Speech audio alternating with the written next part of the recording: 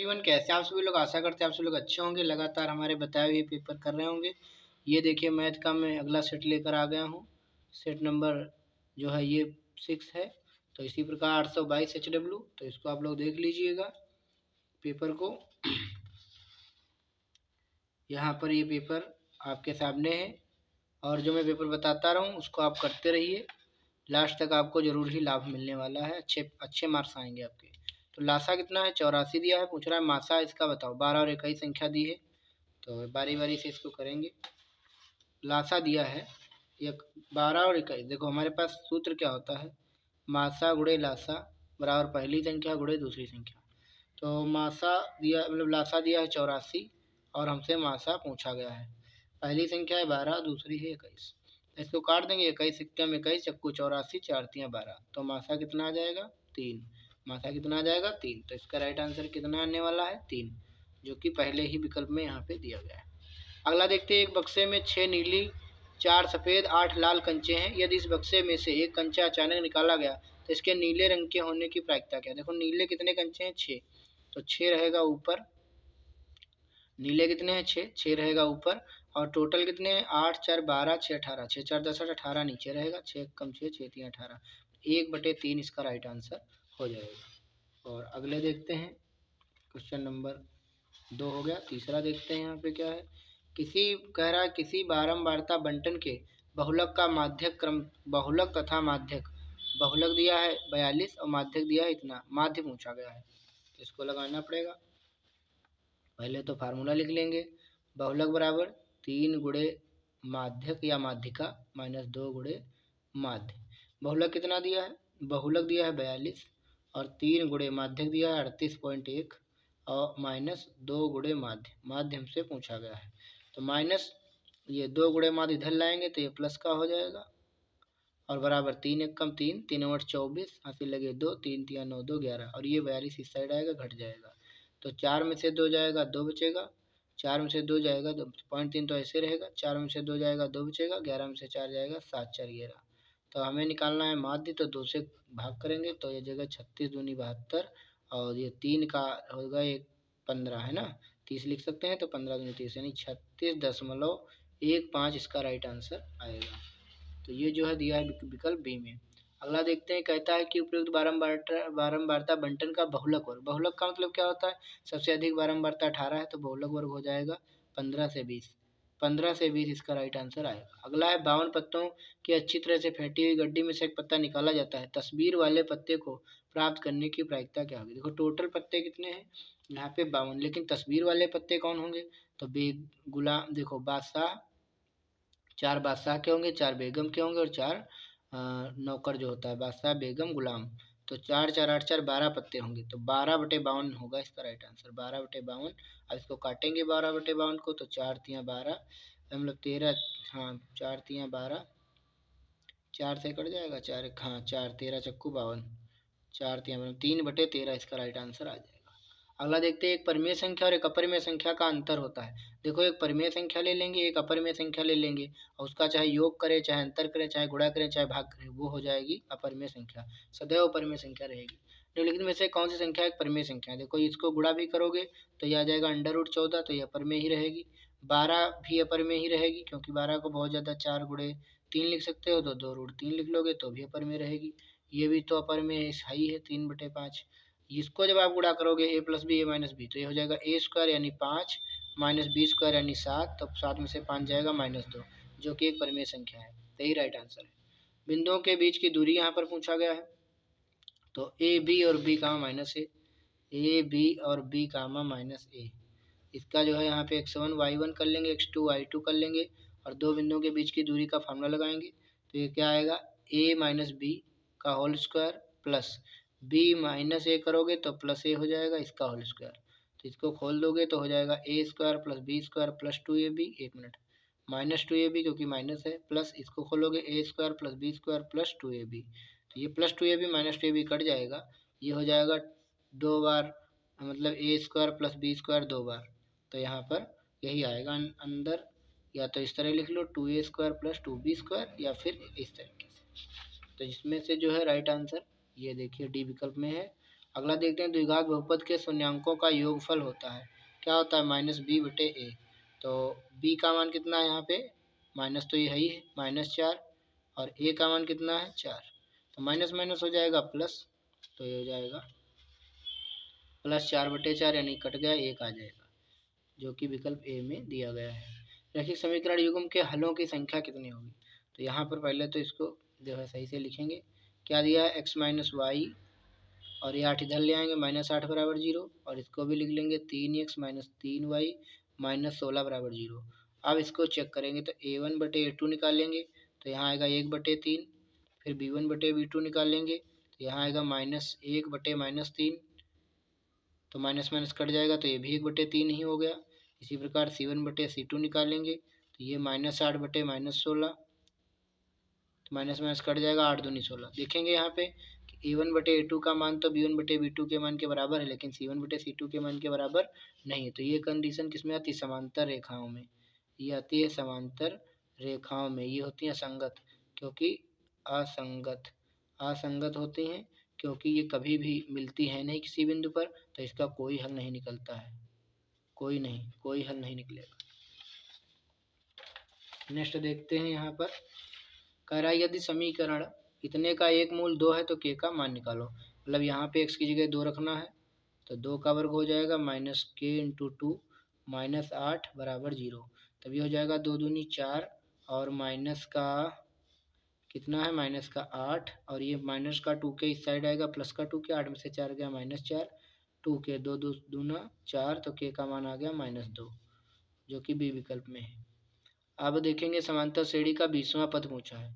a बराबर है 10, और d बराबर है 7 में से 10 घटाओगे -3, और 20वां पद होगा क्या? a 20वां पद होगा a + 19d। ठीक, ये होता है a का मान कितना है? 10 और 19, और d का मान है -3। तो 10 - 19 दिया 57, 57 में से 10 जाएगा -47। ये ए विकल्प में दिया गया है। देखते हैं यहाँ पर, 10 सेंटीमीटर त्रिज्या वाले एक वृत्त के बिंदु P पर 10 सेंटीमीटर त्रिज्या वाले एक वृत्त के बिंदु P पर स्पर्श रेखा PQ केंद्र O से जाने वाली रेखा से बिंदु Q पर इस प्रकार मिलती है कि OQ 12 है।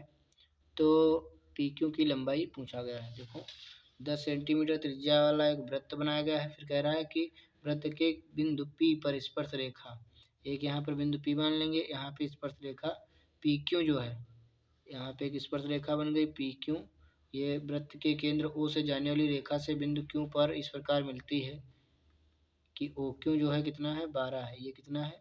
12 है। तो PQ की लंबाई बताना है।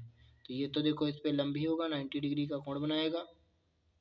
ठीक, क्योंकि पेन से जीवा पे डाला गया लंब होता है। ठीक, तो यहाँ पे त्रिज्या कितनी दी थी? 10। तो इसमें लगाएंगे समकोण त्रिभुज में पाइथागोरस की प्रमेय, तो कर्ण का वर्ग बराबर लंब का वर्ग प्लस आधार का वर्ग।